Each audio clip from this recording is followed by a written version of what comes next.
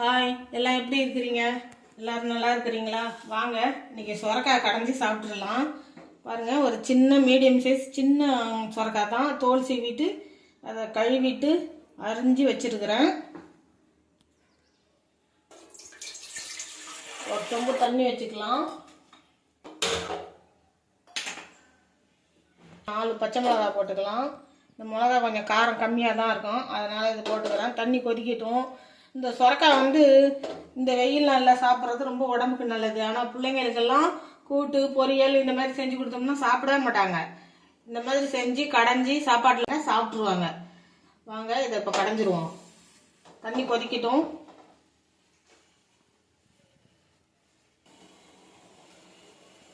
தண்ணியில் நல்லா கொதிச்சிட்டுது.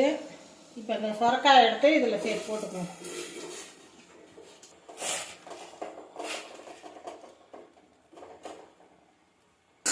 சொரக்காய் அப்படியே வேகட்டும்.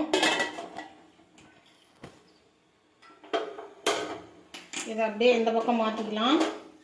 கடாயை வச்சுக்கலாம்.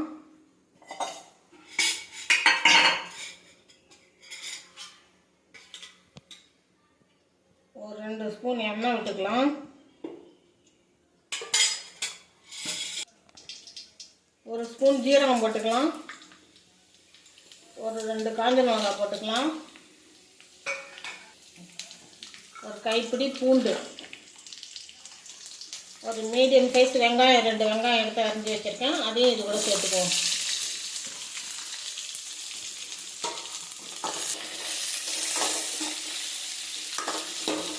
நல்லா வதங்கட்டும். வெங்காயம் வதங்கிடுச்சு. ஒரு 2 மீடியம் சைஸ் தக்காளி எடுத்து கட் பண்ணி வச்சுருக்கேன். அதையும் இது கூட சேர்த்துக்குவோம்.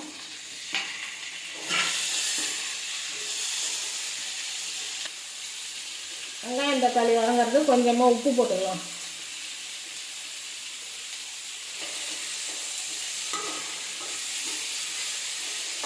தக்காளி வதங்கிடுச்சு. அடுப்பு ஆஃப் பண்ணிடலாம். இந்த பக்கம் திறந்து பார்த்துக்கலாம். பாருங்க, சொரக்காயும் நல்லா வெந்துடுச்சு.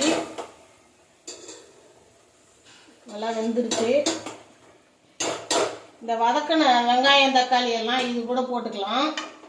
ஒரு நெல்லிக்காய் பெருசு புளி எடுத்து வச்சுருக்கிறேன். அதையும் இது கூட போட்டு அப்படியே கடைஞ்சிட்டு வந்துடுவோம். கடைஞ்சிட்டு காட்டுறேன்.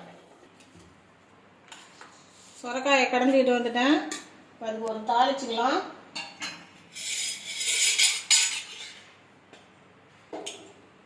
கொஞ்சமாக எண்ணெய் விட்டுக்கலாம்.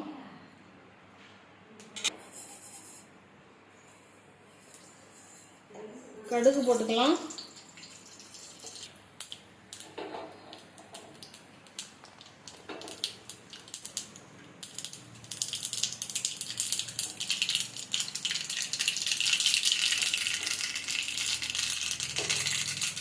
மிளகாய் போட்டுக்கலாம். கருவேப்பிலை,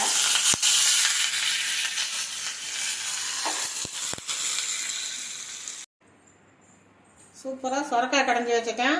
வாங்க எல்லாரும் சாப்பிட்லாம். இந்த மாதிரி கடைஞ்சி நீங்களும் சாப்பிட்டு பாருங்கள். சாப்பிட்டு பார்த்துட்டு எப்படி இது எனக்கு கமெண்டில் சொல்லுங்கள்.